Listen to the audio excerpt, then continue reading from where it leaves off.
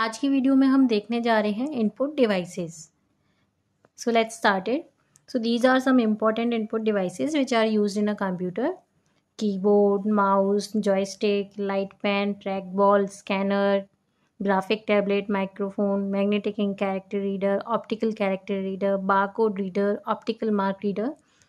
These are input devices. So first upon discuss करते हैं keyboard. Keyboard आप सभी जानते हैं मोस्ट कॉमन इनपुट डिवाइस है, एक बहुत ही पॉपुलर डिवाइस है जो हेल्प करता है डेटा को इनपुट करने में। जब भी हमें कंप्यूटर से इंटरेक्ट करना है, कंप्यूटर में डेटा को इनपुट ट्रांसफ़र करना है, तो हम किसके थ्रू करते हैं? इनपुट डिवाइसेस के थ्रू करते हैं। तो हमारे पास एक कीबोर्ड है जिसके थ्रू हम डेटा को इनपुट कर सकते हैं। तो इसमें कुछ एडिशनल कीज़ हैं जो एडिशनल फंक्शंस को परफॉर्म करती हैं। कीबोर्ड हमारे पास 2 साइज़ के होते हैं, एक तो 84 कीज़ का आता है और एक आता है हमारे पास 10 है ना 102 कीज़ का। ओके, सो बट नाउ अभी हम देख रहे हैं कि और जो हमारे पास विंडोज़ हैं, इंटरनेट है, उसके लिए हमारे पास 104 और 108 कीज़ का जो कीबोर्ड है वो भी अवेलेबल है। Okay, so this is the keyboard. हाँ, ये था कीबोर्ड के बारे में। नेक्स्ट अपन इसकी बात करें तो कीबोर्ड के पास हमारे पास ये फॉलोइंग कीज़ होती हैं जिनके बारे में एग्ज़ाम में मोस्टली पूछ लिया जाता है, जैसे टाइपिंग कीज़ कौन सी होती हैं, न्यूमेरिक कीज़ कौन सी होती हैं, एंड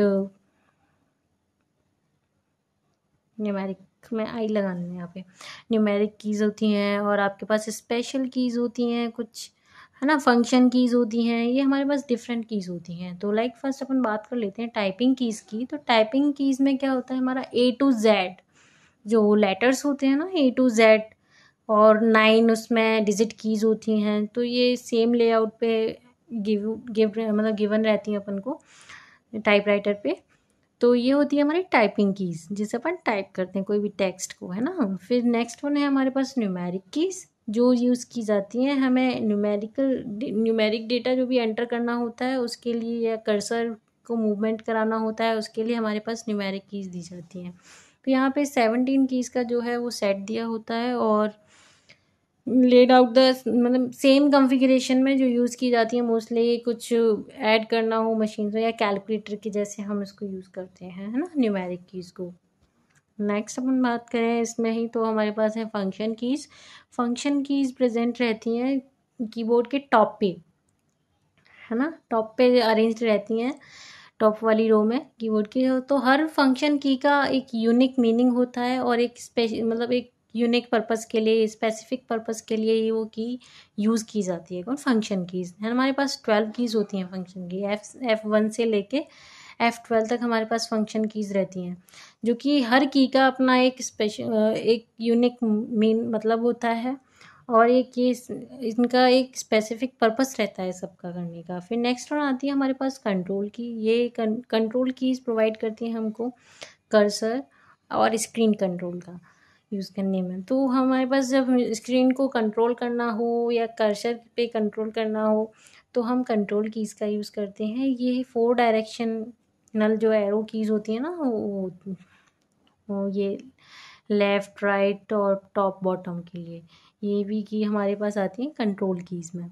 और जो अदर कंट्रोल कीज़ की बात करें जैसे कि होम है, एंड है, ये सब हमारे पास delete, page up, page down, control key, alternate key, escape key, ये सब आती हैं हमारे पास कंट्रोल कीज़ में।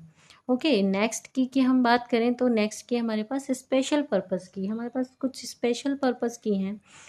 जो हमारा कीबोर्ड है वो सब स्पेशल पर्पस कीज़ को कंटेन करके रखता है, जैसे कि एंटर है, शिफ्ट है, कैप्स लॉक है, नम लॉक है, स्पेस बार है, टैब है, प्रिंट स्क्रीन है। ये सारी हमारे पास स्पेशल पर्पस कीज़ में आती हैं।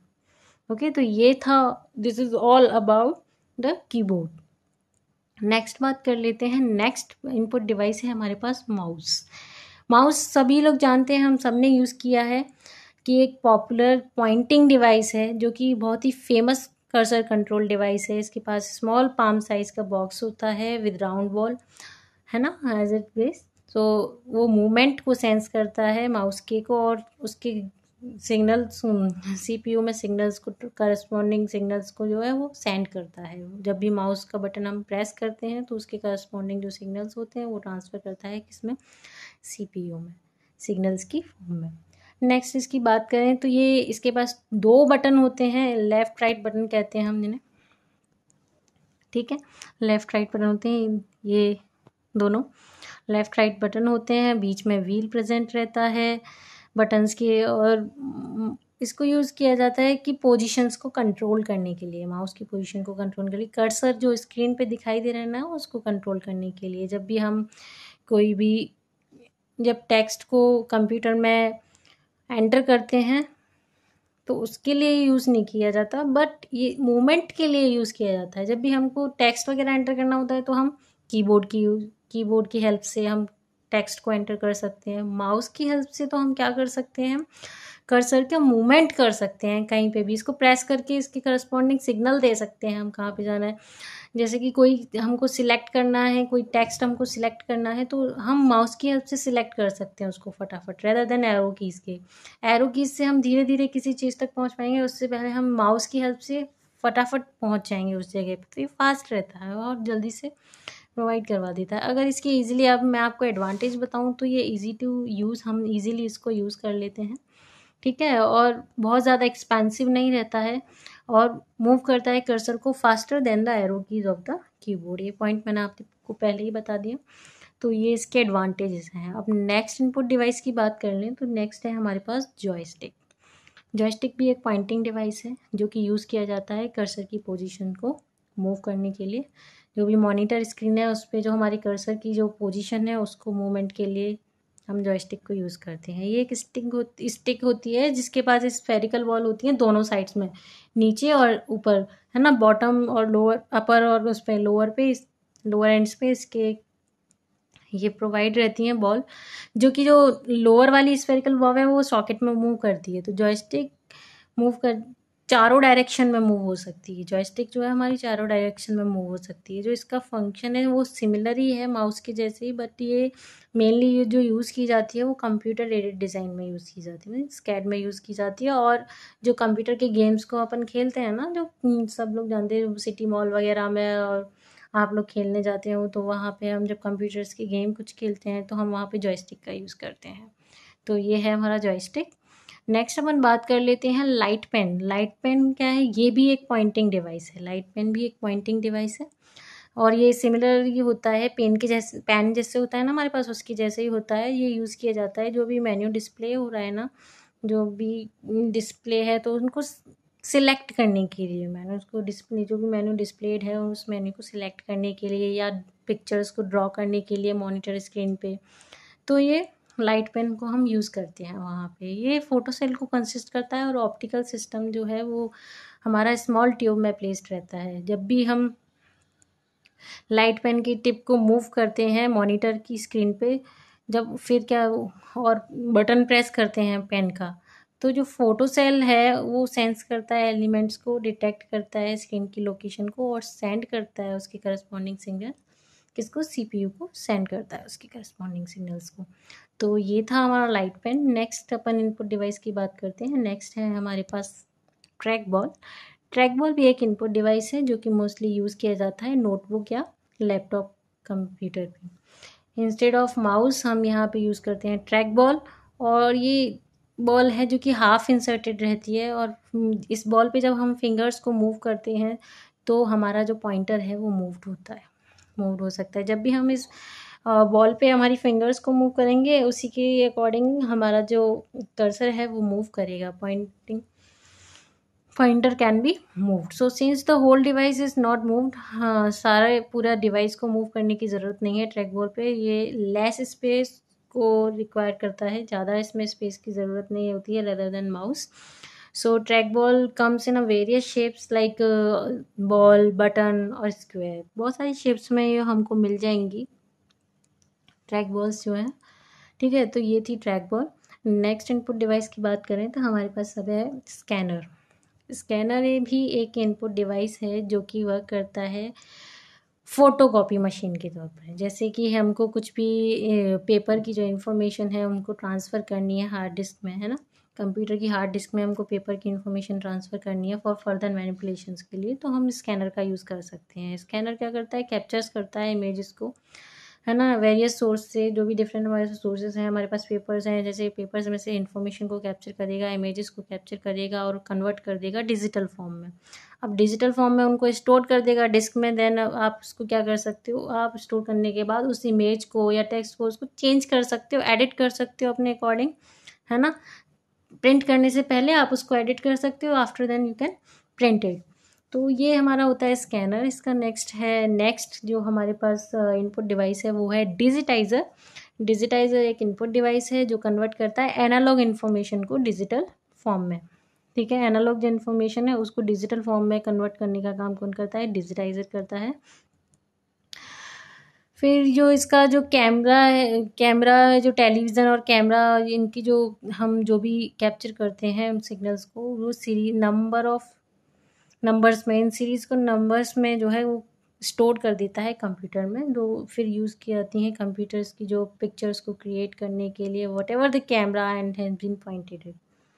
सो digitiser is also known as tablet और graphics tablet, as it converts graphics and pictorial data into a binary inputs. क्या करता है, पिक्टोरियल्स डेटा है या ग्राफिक्स में जो कन्वर्टेड है उसको बाइनरी इनपुट्स में कन्वर्ट कर देता है। तो ग्राफिक टैबलेट जो है वो डिजिटाइज़र यूज़ किया जाता है फॉर फाइन वर्क्स के लिए, ड्राइंग के लिए, इमेजेस की मैनिपुलेशंस के लिए, है ना, इन सब के लिए डिजिटाइज़र का जो है यूज़ किया जाता है। नेक्स्ट है microphone. Microphone is a input device to input sound को इनपुट करना और देन स्टोर करना डिजिटल फॉर्म में। तो वहाँ पे हम माइक्रोफोन का यूज़ करते हैं। माइक्रोफोन जो है वो वेरियस एप्लीकेशंस में यूज़ किया जाता है, like adding sound to a multimedia presentation. Multimedia presentation में हमको साउंड ऐड करना है तो वहाँ पे हम माइक्रोफोन का यूज़ कर सकते हैं। और फॉर मिक्सिंग म्यूज़िक को मिक्स करने के लिए हम माइक्रोफोन का यूज़ किया करते हैं। ठीक है, नेक्स्ट है हमारे पास magnetic ink card reader, MICR। ये एक इनपुट डिवाइस है जो जनरली यूज़ किया जाता है बैंक्स में for large number of cheques. Large number of cheques को रीड करने के लिए एवरीडे वहाँ बैंक में बहुत सारे चेक्स आते हैं, तो उनको रीड करने के लिए वहाँ पे हम MICR को यूज़ करते हैं।